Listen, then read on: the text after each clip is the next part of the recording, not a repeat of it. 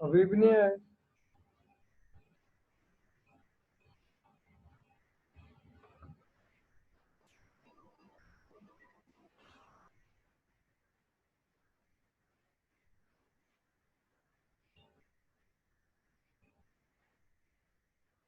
उस ग्रुप में से कोई भी नहीं अभी आया जिसकी प्रेजेंटेशन है। जी सर, मैं हूँ, मेरी है। अच्छा, और और कौन नहीं सर है? इकरा की है सर, इकरा आई हुई है। स्टार्ट किसने मैं करना भी है? हूँ। स्टार्ट किसने करना है? मैं भी कौन?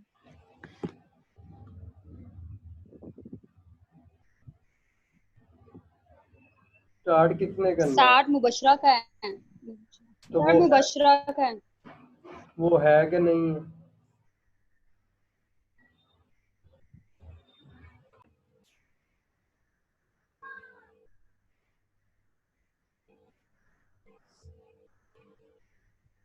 अब्बास। जी सर, उससे आगे इकरा का है। इकरा आप सुन रहे हैं तो आप स्टार्ट कर दें।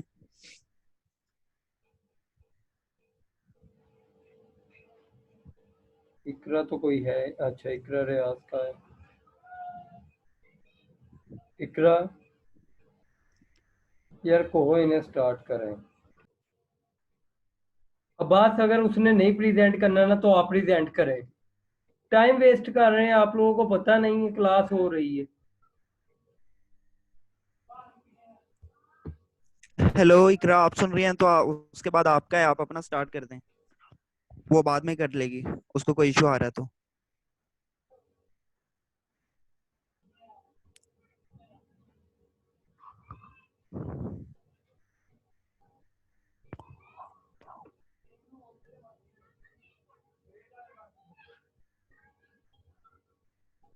कोई बोलेगा?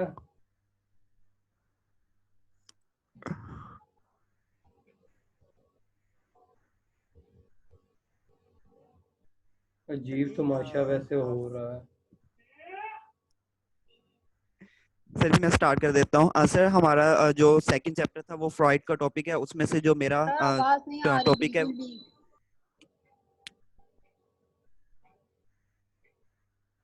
बात आप बोल लीजिए। जो मेरा टॉपिक है उसमें सर वो है anxiety and ego defence mechanism. Sir anxiety उसके कहते हैं किसी भी चीज से आने वाली चीज से हमें डर या खौफ, मतलब एक चीज अभी हो नहीं रही, होने वाली है, उससे हम पहले से ही अपने अंदर खौफ महसूस करने लग जाते हैं। उसमें आगे सर एंजाइटी की उसने फ्रॉइड ने तीन आगे मतलब उसकी तीन तरह की एंजाइटी बताई है। एक होती है ऑब्जेक्टिव, इसमें कि हमें किसी ऑब्जेक्ट से कोई भी चीज डर फील होना या खौफ फील होना, कि किसी भी ऑब्जेक्ट से, या कोई वो पर्सन हो सकता है या कोई एनिमल हो सकता है, मतलब कोई भी चीज से कि वो चीज मुझे नुकसान पहुंचा सकती है, ये होती है सर ऑब्जेक्टिव एंजाइटी। उसके बाद है न्यूरेटिक, इसमें है कि किसी भी चीज से इंसान जो मतलब सर अनकॉन्शियस में कोई चीज ऐसी हो जाती है कि जिसकी वजह से वो उसकी ईगो जाहिर होने लगती है, तो वो उसको कंट्रोल नहीं कर सकता। कोई ऐसी चीजें बहुत सी आ सकती हैं जो उसके अनकॉन्शियस में होती हैं, लेकिन वो उनको रिप्रेस कर करके एक टाइम उसका ऐसे आता है कि वो नहीं उसको रिप्रेस नहीं कर सकता और उसकी वो जाहिर होना शुरू हो जाती है, तो वो उनसे खौफ करता है कि मेरी ये गलत सोच अगर लोगों के सामने ऐसे जाहिर हुई तो लोग मेरे बारे में मतलब गलत ख्यालात रखेंगे। और नेक्स्ट है मॉरल एंजाइटी, इसमें है कि कुछ भी मॉरली वो चीजें ऐसी सोचता है कि जो लोग उसको एक्सेप्ट नहीं कर सकते, इखलाकी तौर पे वो चीज मतलब एक्सेप्टेबल नहीं होती, तो वो उस चीज को फिर अपने ऊपर से वो उसको फिर सजा भी देता है कि अगर वो ऐसी चीज सोच रहा है तो वो अपने आप में उसमें गिल्ट भी फील करता है और उसको आगे से वो सजा भी अपने ऊपर अपने आप को देता है। उसमें फ्रॉइड ने कुछ डिफेंस मैकेनिज्म्स उसके आगे बताए थे कि हम जब ऐसी सारी चीजें होती हैं तो हम अपनी ईगो को कैसे डिफेंस करते हैं। उनमें सबसे पहले सर है डिनाइल। डिनाइल में ये चीज आती है कि हमें कोई भी ऐसा इवेंट होता है तो हम उसको डिनाई कर देते हैं, जैसे कि बिलफर्ज कोई भी एक स्ट्रेसफुल इवेंट हो गया जो हमारे लिए काबिल कबूल नहीं है, या जिससे पता होगा कि अगर हम ये इवेंट को एक्सेप्ट करते हैं तो इससे हमारा ये जो स्ट्रेस है बहुत ज्यादा, या जो एंजाइटी है बहुत ज्यादा बढ़ जाएगी, तो वो उसको सर डिनाई हमें कर देता, आवाज ही कबूल ही नहीं नहीं आ रही, करता। कुछ बताएं तो सही।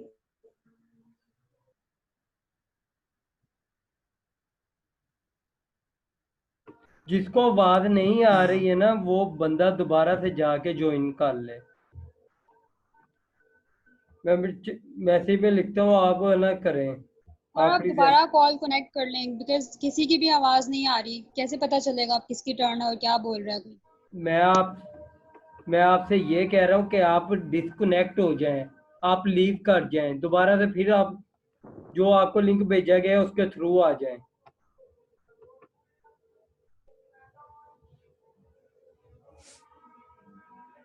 नेक्स्ट सर डिनाइल के बाद आता है डिस्प्लेसमेंट। डिस्प्लेसमेंट मतलब कि किसी भी चीज को सिंपल वर्ड्स में डिस्प्लेस कर देना। इसमें जैसे कि अगर आपको कोई गुस्सा आया किसी पे, जैसे अगर आप कहीं पे जॉब करते हैं, आपके बॉस ने आप पे कुछ मतलब बातें कही हैं जो आपको मतलब बुरी लग रही हैं कि नहीं, इंसल्ट किया या उन्होंने काम की वजह से डांटा है, लेकिन आप अपने बॉस पे गुस्सा नहीं निकाल सकते क्योंकि आपको पता है कि आपकी जॉब चली जाएगी या वो आपसे बड़े हैं। तो आप वही गुस्सा आप किसी और पर्सन पे जो वहाँ अवेलेबल भी चीज होती है और आपसे कम भी है, आप किसी छोटे पे घर आके अपनी फैमिली मेंबर्स पे, अपने बच्चों पे या किसी पे भी वो गुस्सा निकाल देते हैं, वो डिस्प्लेसमेंट होती है सर।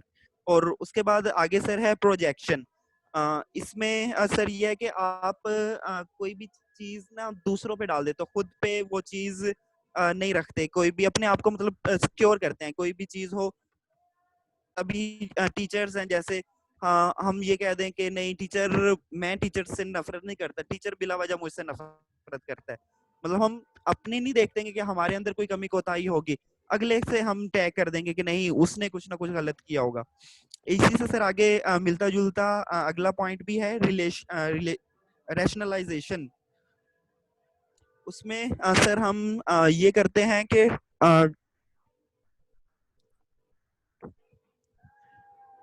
अपनी सर इसमें जो भी होता है ना कि हम अपने जो भी बिलफर्ज कमी होती है या हमारे अंदर कोई चीज इतनी एबिलिटी नहीं होती, तो अगर कोई हमें बिलफर्ज जॉब से निकाल देता है तो हमारी किसी कमी की वजह से या हमारे अंदर इतनी एबिलिटी नहीं थी तो इस वजह से उसने हमें जॉब से निकाला हो, तो हम उसको ये नहीं कहेंगे कि हाँ उस मेरे में कमी थी इस वजह से निकाला है।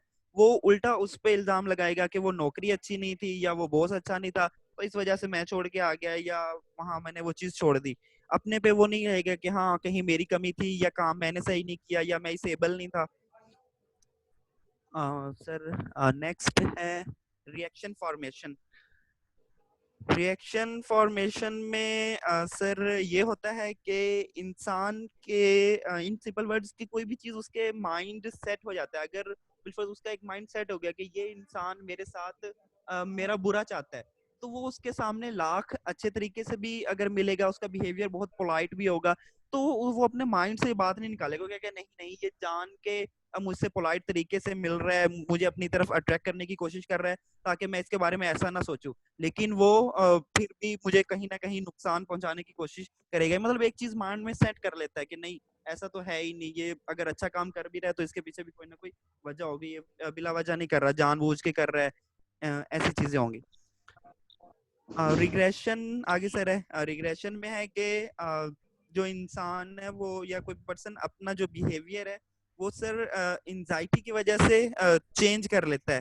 कि इसमें सर वो एक मतलब एग्जांपल दी हुई थी कि एक वुमेन है, वो अगर उसका प्रमोशन नहीं होता स्कूल में किसी वजह से, तो वो उसको मतलब ऐसे स्ट्रेस लेने के बजाय या एंजाइटी फील करने के बजाय बहुत ज्यादा वो अपने स्कूल के पहले दिन याद करने लग जाते कि जब मैं स्कूल आया था और वहां मेरे साथ ऐसा ऐसा हुआ था। तो वो अपनी एंजाइटी कम करने के लिए बिलफर्ज मतलब चाइल्डहुड बिहेवियर सा मतलब अपनाने की कोशिश करते हैं। सब्लिमेशन आगे सर। सब्लिमेशन में सर है कि किसी भी अपनी ऐसी जो सर एनर्जी होती है ना, इसमें मतलब ऐसे होता है कि एक पर्सन है वो अपनी कोई भी मतलब एनर्जी अगर वो उसको इस वे में लगाता है कि जो हमारे इन्वायरमेंट में एक्सेप्टेबल हो। बिल्कुल किसी एक शख्स को नाकामी हुई है, मतलब किसी ने उसको ताना दे दिया कि आप ऐसे नहीं कर सकते, आप काबिल नहीं बन सकते, या अगर सर सिंपल मिसाल दूं तो जैसे अक्सर गर्ल्स बॉयज में होता है कि वो कह देती हैं गर्ल्स आपके पास पैसे नहीं है, मैं आपसे नहीं शादी कर सकती, तो वो फिर मतलब उस चीज को मतलब लेते हैं और उस पे नेगेटिव लेने के बजाय कि वो कुछ गलत काम करे, कुछ मतलब अपने आप अपनी पर्सनैलिटी डाउन कर ले किसी भी वजह से, वो उस चीज को इस तरह से यूटिलाइज करते हैं कि वो सोसाइटी के लिए भी एक्सेप्टेबल हो। तो वो बहुत ज्यादा मेहनत करता है और बहुत ज्यादा मतलब बिलफर्ज अमीर बन जाता है। तो अपनी एनर्जी को पॉजिटिव वे में लगाना और मतलब ऐसे एक्सेप्टेबल वे में लगाना कि जो इन्वायरमेंट के लिए भी कबूल हो। आगे सर है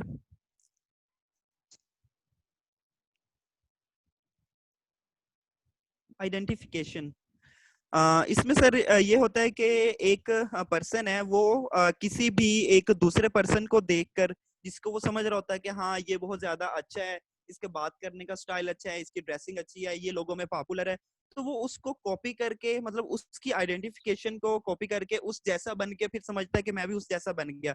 बिलफर्ज को ये शख्स जिससे वो इम्प्रेस है तो वो कोशिश करेगा कि मैं उस जैसी ड्रेसिंग पहनूं, उस जैसे बातें करूं, उस जैसी चीजें करूं, तो समझेगा कि मैं भी अब उस जैसा बन गया हूँ। यहाँ पे हम अपनी मतलब स्ट्रेस को या एंजाइटी को मतलब करने के लिए, डिफेंस करने के लिए कि हम उस जैसे नहीं है तो हम उस जैसे बनने के लिए उसको कॉपी करते हैं, अपनी आइडेंटिफिकेशन चेंज करने की कोशिश करते हैं उसके साथ। आगे sir psycho sexual stages of development है जो कि फ्रॉइड ने दी थी। उसमें सर फ्रॉइड ने कुछ ऐसी चीजें, कुछ 5 स्टेजेस बताई हुई हैं जो कि फ्रॉइड कहा करता था कि हमारी जो भी पर्सनैलिटी है वो बचपन में ही बन जाती है। हमारे जो एडल्टहुड में जो भी चीजें हैं उसका कहीं ना कहीं जो असर होता है वो हमारे बचपन में से ही होता है। उसमें सबसे पहले सर है ओरल स्टेज। ओरल स्टेज जो है वो सर 1 साल के स्टेज मतलब पहले जो बच्चा पैदा होता है उसके पहले साल के स्टेज का नाम ओरल स्टेज होता है। और उसमें सर जो उसको प्लेयर हासिल होता है वो उसके माउथ के जरिए से होता है, जैसे उसके लिप्स, टंग, और उसमें वो जो एक्टिविटीज करता है जैसे सकिंग करना है और किसी चीज को उसने बच्चा जब कोई चबा रहा होता है, कोई चीज निकल रहा होता है, तो इन सारी चीजों के जरिए उसको प्लेयर मिलता है। अगर इनमें सर वो आगे ये कहते हैं कि अगर फिक्सेशन इनमें जो पहले मतलब इसका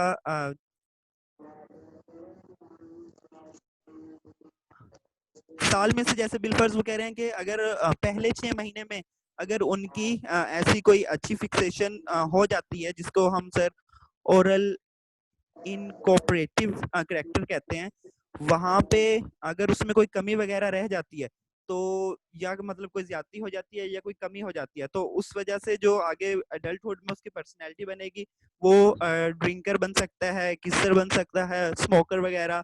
तो ऐसी कोई चीज उसमें डिवेल्प हो सकती है एडल्टहुड में पर्सनैलिटी में।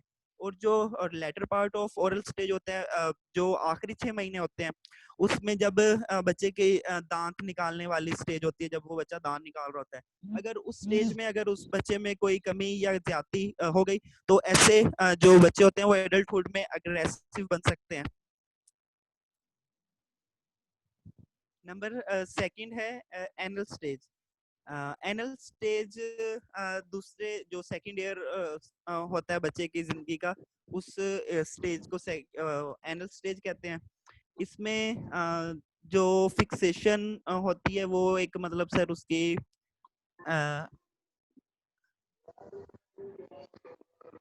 ये जो सर उसका वो जोन होता है वो सर उसका वो सेक्सुअल बॉडी पार्ट्स, जैसे सर वो अनस और ये आगे लिखे हुए हैं। तो इसमें जो फर्स्ट उसके एनल स्टेज होती है इसमें भी जो मतलब उसके दूसरे साल के पहले 6 महीने होते हैं उसमें जो उसको प्लेयर्स होता है वो सर उसकी क्या कहते हैं उसको सर, जब बच्चा मतलब अपने जो बॉडी मटेरियल जो होता है वेस्ट बॉडी मटेरियल वो रिलीज कर देता है अपने बॉडी से, तो तब उसको प्लेयर वगैरह मिलता है।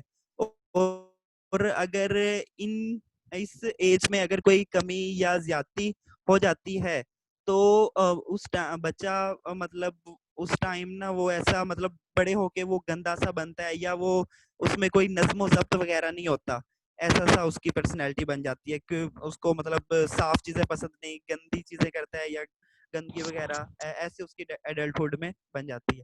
और जो लेटर 6 मंथ होते हैं या लेटर पार्ट होता है उसका एनल स्टेज का, जिस टाइम उसको टॉयलेट ट्रेनिंग वगैरह दी जा रही होती है, तो अगर उस टाइम उस बच्चे में ये पर्सनैलिटी या कोई सारी चीजें अच्छी मिल जाएं या उसमें वहां पे कोई कमी रह जाती है तो वो फिर आगे उसकी जो एडल्टहुड में पर्सनैलिटी बनेगी वो बहुत ज्यादा मतलब परफेक्शनिज्म को पसंद करेगा कि चीजें बिल्कुल परफेक्ट होनी चाहिए, एक ऑर्डर में होनी चाहिए, और उसमें वो कलेक्टर बनेगा, चीजों को कलेक्ट करने वाला।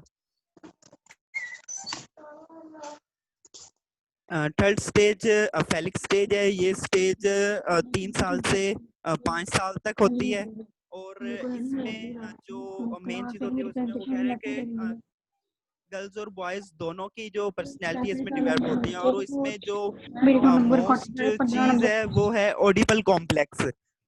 ऑडिबल कॉम्प्लेक्स में मुबशरा ये चुप होता हो है कि जाए। एक ऑडिकल ऑडिबल कॉम्प्लेक्स में ये चीज होती है कि जो एक फीमेल बेबी होती है उसकी अटैचमेंट होती है अपने मेल फादर से, और जो फीमेल बेबी होती है उसकी ज्यादा अटैचमेंट फादर से होती है, और जो मेल बेबी होता है उसकी अटैचमेंट ज्यादा अपनी मदर के साथ होती है। इसमें ये चीज उन्होंने डिफाइन की है। वो ये कहता है कि शुरू में तो जब एक मदर अपनी तमाम बच्चों की मतलब जरूरियात पूरी कर रही होती है तो उन दोनों की उसके साथ अटैचमेंट होती ही होती है, लेकिन बाद में वो अपनी फिजिकली चेंजेस की वजह से ये समझते हैं कि नहीं, जब वो थोड़ा सा मतलब बड़े होते हैं तो उनको ये चीज समझ आ जाती है कि नहीं, हमारे और हमारे जैसे एक गर्ल बेबी है तो ये उस टाइम देख रही होती है कि नहीं, मेरे और मेरे पापा में फिजिकल चेंजेस हैं, तो वो उनकी तरफ अट्रैक्ट होती है। और इसी तरह जो बॉय है वो अपनी मदर की तरफ अट्रैक्ट होता है अपनी फिजिकल चेंजेस की वजह से।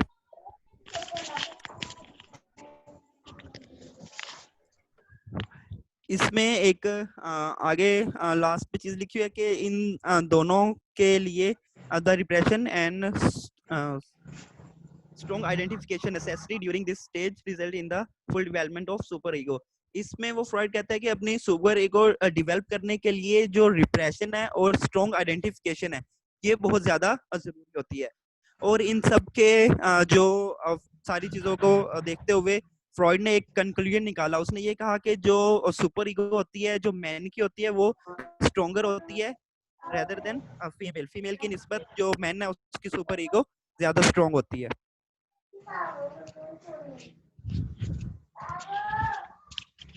आगे है लेटेंसी स्टेज। ये स्टेज 6 साल तक होती है, और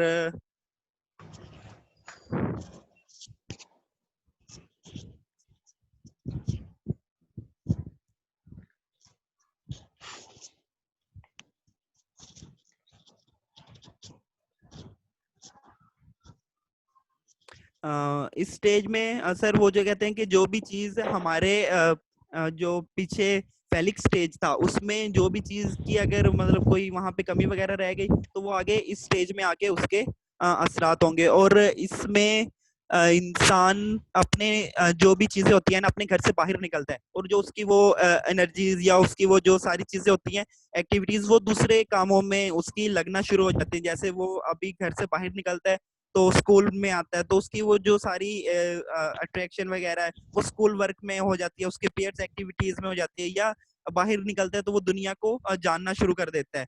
तो वो जो उसकी पहली सारी चीजें घर माँ बाप के साथ थी और दूसरी चीजों के साथ थी, अब वो सारी चीजें इस तरफ लगना शुरू हो गई हैं, उसकी एक्टिविटीज एनर्जीज है।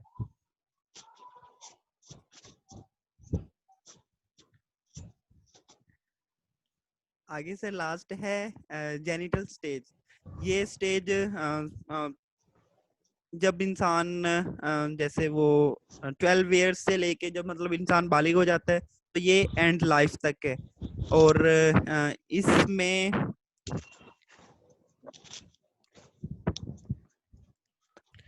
सर वो एक सिंपल चीज ये कह रहे हैं कि जब इसमें सर ऐसे अट्रैक्शंस वगैरह होते हैं तो उसके अगर वो सारी चीजें प्रॉपर अंदाज में चलें, सही चलें, अगर उसमें कोई मतलब ऐसी मिसअंडरस्टैंडिंग या कोई गलत चीजें ना हो तो वो फिर इंसान की उसमें एंड तक शादी हो जाती है। एक बिलफर्ज दो गर्ल्स बॉयज का अगर कुछ एक अंडरस्टैंडिंग हो जाती है, उनका रिलेशनशिप बनता है, तो वो सारी सही अंदाज में चीजें चलती रहें तो वो टिल एंड उनकी मैरिज हो जाती है। और अगर इनमें भी कोई ऐसी कमी कोताही रह जाती है तो वो फिर इंसान के आगे की जो लाइफ होती है उस पर असरअंदाज करती है।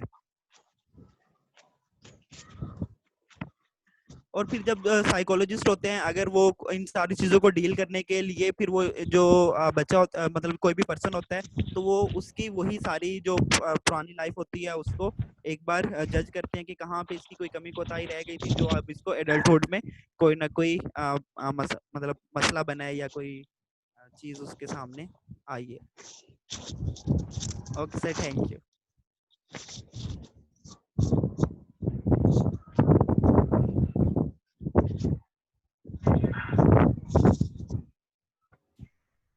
नेक्स्ट कौन है? ये मुबशरा तो पता नहीं पंखा ही चलाई जा रही है। हेलो, अस्सलाम वालेकुम सर, आवाज़ आ रही है आपको मेरी? हाँ जी आ रही है, बहुत मेहरबानी आपकी आवाज़ आ गई है। थैंक गॉड सर, एक्चुअली मैंने कब से ट्राई करी, आवाज़ ही नहीं आ रही थी। ओके सर, मैं स्टार्ट करूँ? हाँ जी करें स्टार्ट। फ्राइडे साइकोएनालिटिकल थ्योरी जो है ये मेरा टॉपिक है। और ये फ्राइडे जैसे कि पहले हम लोगों ने स्कूल ऑफ थॉट देखी थी, फंक्शनलिज्म के बारे में बात की थी, स्ट्रक्चरलिज्म आया था, बिहेवियरिज्म आया था। इसी तरीके से हमारे पास जो है स्कूल ऑफ थॉट जो इसके बारे में भी बात की करेंगे अब हम, वो है psycho analytical theory. Psycho analytic theory ये वर्ड जो है हमें इसलिए हमें ये बता रहा है कि हमारे जो ह्यूमन बिहेवियर हैं इसके बारे में इस थ्योरी के अंदर देखा गया था, और मेंटल इलनेस के बारे में इस जो है थ्योरी के अंदर देखा गया था। और इसका जो फाउंडर था वो फ्राइड था। फ्राइड जो था उसने उसकी डेट ऑफ बर्थ जो है वो 1856 है। 6 में 1856 के अंदर वो उसकी पैदा हुआ था वो।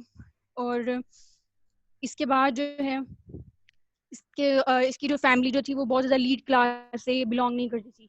इसके फादर जो थे उन्होंने 2 शादियाँ की हुई थी और ये सेकंड मदर में से थे, और इनमें से ये ओल्डेस्ट वन थे। और he was a very brilliant student, और ये पैशनेट पर्सन था, ब्रिलियंट था। और इसकी जो है मदर के साथ इसकी इंटरेस्ट मतलब अट्रैक्शन ज़्यादा थी इसके साथ, और इसको बहुत ज़्यादा अच्छे तरीके से ट्रीट किया जाता था। इसकी वजह ये थी कि ये जो है वो ब्रिलियंट स्टूडेंट था, पैशनेट था।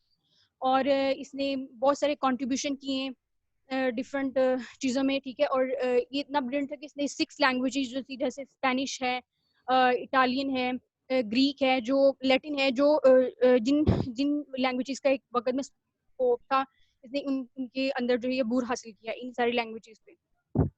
फिर उसके बाद जो है इसने शेक्सपियर और डार्विन, ये इनके 2 जो थे पर्सन थे, इनके बारे में इसको काफ़ी इंटरेस्ट था।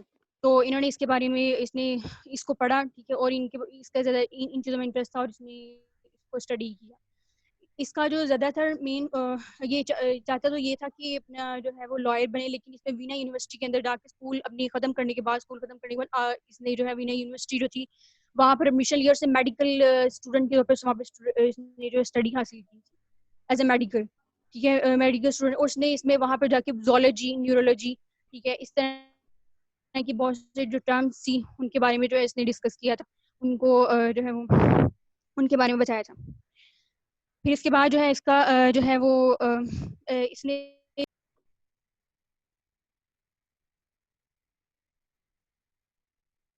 उसने फिर से अपना माइक बंद कर लिया है।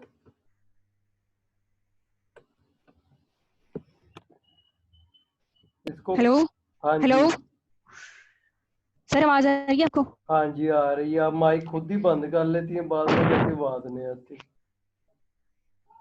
चले प्रेजेंट करें। सर मैंने वॉइस नहीं बंद की, सही और मेरे तो ओके।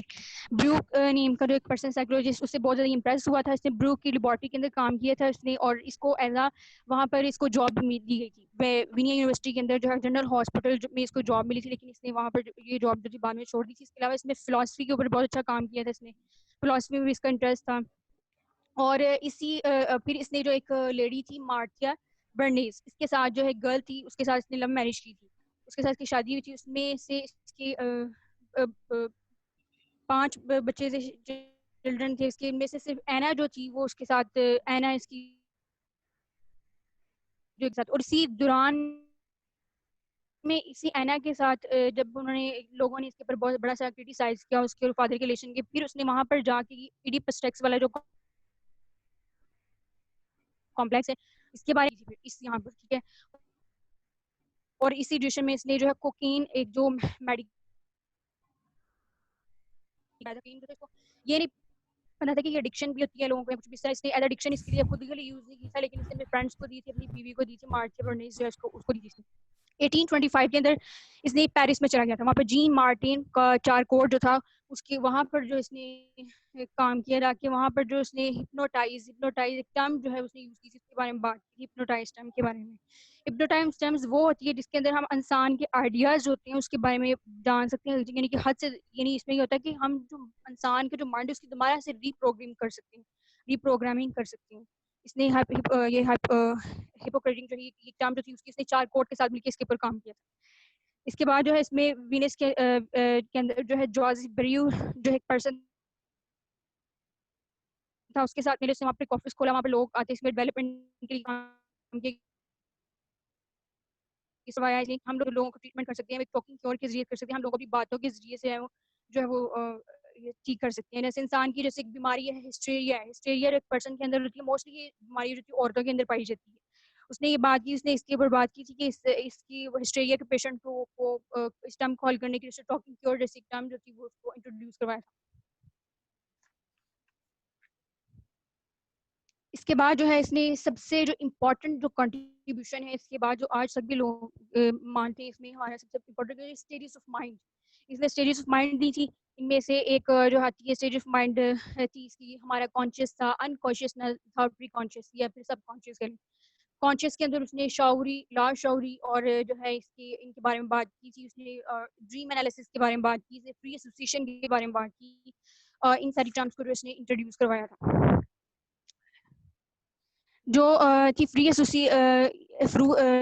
एसोसिएशन थी, इसमें इसने ये कहा था कि इंसान जो भी मतलब उसको इसमें ये कहता है कि पर्सन को फ्रीली हैंड किया रहता है कि अपनी बातें जो शेयर करे, अपने जहन जो कुछ उसके जहन में आता है, ठीक है, उसको वो बोले, ठीक है, और ये भी उस चीज़ को नोट डाउन करे, वो कहाँ पे वो पर्सन चुप कर रहा है, उसकी ईच एंड एवरीथिंग, कहाँ पे वो रो रहा है, उसको जो है वो नोट डाउन करे। इसके लिए फिर उसने ड्रीम एनालिसिस जो दिया था, इसमें उसने कहा था कि जब कोई फर्द जो है मतलब एक पर्सन जो है वो सो जाता है तो वो बिल्कुल अपने शौर में चला जाता है, उसके जो माइंड के अंदर जो अनकॉन्शियस चीजें आती है वो भी उसके अंदर आना शुरू हो जाती है, ठीक है।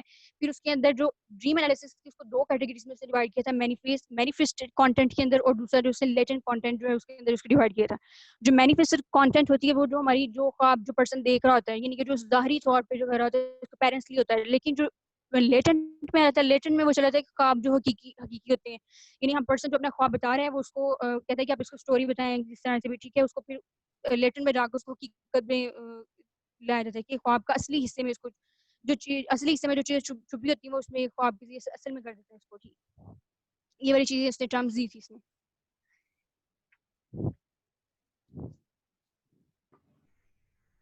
फिर इसके बारे में इसने सुपर ईगो, ईगो और इड के बारे में बात की थी इसने। इसने अपनी पूरी जो है इसमें इड जो हमारी विशेष होती हैं, ठीक है, लाइक एक पर्सन है उसको या कोई बच्चा है वो टॉय को देखता है और कहता है कि मुझे ये टॉय चाहिए, ठीक है, वो उसको हासिल करने के लिए डिफरेंट तरह की करेगा, ये नहीं कि वो या तो वो ये करेगा उसको बुरे तरीके से हासिल करेगा, फिर उसको जो है मेहनत से किसी तरीके से हासिल करेगा, अगर तो मतलब लाइक चोरी कर लेता है, किसी से छीन लेता है, ये सारी जो है इतनी सारी विशेष है उसके ऊपर डिपेंड करती है इस पर्सन के ऊपर। ये हमारी इड होगी। जो ईगो होगी इसमें क्या होगा कि जो चीज़ वो लेना चाहता है, ठीक है, उसको पहले उसके बारे में सोचेगा, यानी कि रियलिटी बेस्ड रहती है, इसमें वो सोचेगा कि ये चीज़ के लिए बुरी है, अगर ये बुरी है तो उसको मतलब मैं इसको छीन लूंगा या फिर से चोरी कर लूंगा तो इसको मुझे नुकसान हो गया, मुझे पनिश मिलेगी, ये उसकी ईगो में चली जाएंगी। जो सुपर ईगो होता है, जैसे इसमें कोई औलिया कराम मतलब कि जो औरतें हैं, यानी कि काफ़ी जो मायनास हस्तियाँ उनमें ये आदतें हैं, उन लोग उसमें चला जाता है कि हम लोग जो है सुपर ईगो शो करते हैं, यानी हमारी जो मोरल वैल्यूज आ जाती हैं इसमें। मोरल वैल्यूज से हमने अपनी फीलिंग्स जो है अपनी ऐसे शो करती हैं कि जो है हमें जो मतलब मोरल वैल्यूज जो है ज़्यादा दिखाती हैं। ये सारे मतलब जो मेन कॉन्सेप्ट जो इसका ओवरव्यू था, ये इसने फ्रायड ने दिया था अपनी थ्योरी के अंदर। और इसके अलावा जो इसमें 5 सितंबर के अंदर जो है इसकी 5 सितंबर में इसकी डेथ हुई। डेथ इसकी वजह यही थी कि कैंसर था इसको, माउथ कैंसर की वजह से इसकी डेथ हुई थी। यानी इसका स्वेयर था, ये वो सिगार बहुत ज़्यादा पीता था, सिगार ये स्मोक करने की वजह से इसकी डेथ हुई थी। That's it. हेलो, कौन है? हेलो। नेक्स्ट कौन है? सर आप स्लाइड्स शो करवा सकते हैं, ग्रुप में सर सेंड की हुई है, क्योंकि होस्ट ही शेयर कर सकते हैं ना। मैं करवा देता हूँ, आप तब से बता देते। सर वो ग्रुप में सेंड की हुई है, वहां से करवाते हैं। तो आप किसकी है? आप कौन प्रेजेंट करने लगा है?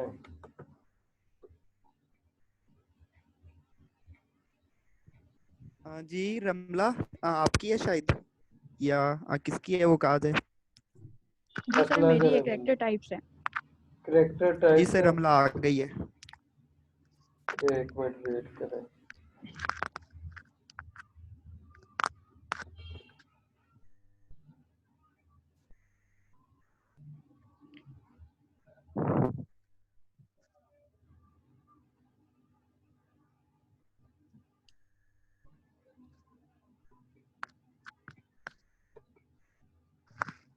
शो नहीं हो रहे भाई वो स्लाइड में।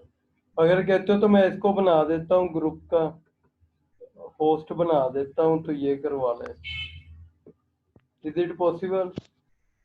ठीक है सर, कर दें आप, मैं कर देती हूँ शेयर। हाँ जी, मैं आपको बना देता हूँ। क्या नाम है आपका? रमला, रमला जी, आप होस्ट बन गए हैं। Okay sir.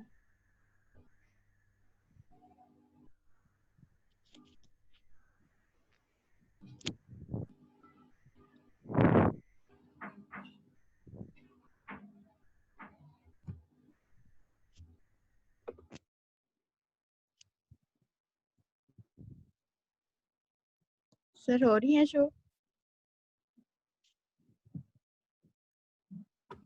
अभी तक तो नहीं हुई।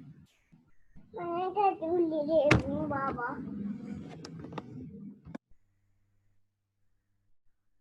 मैंने क्या बिल्ली देखनी है।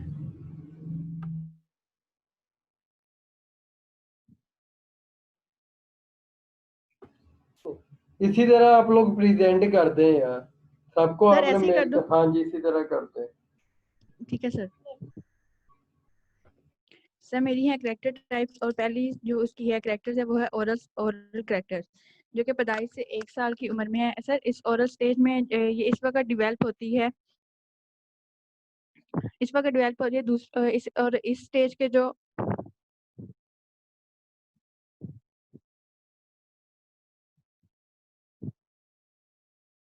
इस एज में जो बच्चे होते हैं वो दूसरों पर डिपेंड करते हैं, दूसरों पर डिपेंड करने लग जाते हैं। इनको आने वाली जो लाइफ होती है उनमें मसले शुरू हो जाते हैं। इस ओरल स्टेज के जो बच्चे होते हैं इनमें हर चीज़ को मुंह में लेके जाते हैं, जैसे उनकी ड्रिंकिंग, जैसे वो हर चीज़ को टॉय बॉल वगैरह जो चीज़ उनको नजर आती है वो हर चीज़ को मुंह में लेके जाते हैं। अगर इन्हें गाइड नहीं किया जाता तो वो अगर इनको गाइड किया जाता है तो वो ठीक हो जाते हैं, अगर लेकिन इनको गाइड नहीं किया जाता तो इनमें ओरल फिक्सेशन की कमी हो जाती है। तो ओरल फिक्सेशन की कमी की वजह से जो है वो ड्रिंकिंग, स्मोकिंग, नेल बाइटिंग, ये चीज़ें करना शुरू कर देते हैं। और ओरल स्टेज के जो बच्चे थे अगर इनकी डिमांड्स को पूरा ना किया जाए तो सर वो अग्रेशन शो करने लग जाते हैं, कोई भी डिसीजन खुद से नहीं ले सकते, दूसरों पर डिपेंड करने लग जाते हैं। मतलब कि वो दूसरों की प्रोग्रेस तरक्की होती है उनकी वजह उनसे उनमें भी जेलसी पैदा हो जाती है।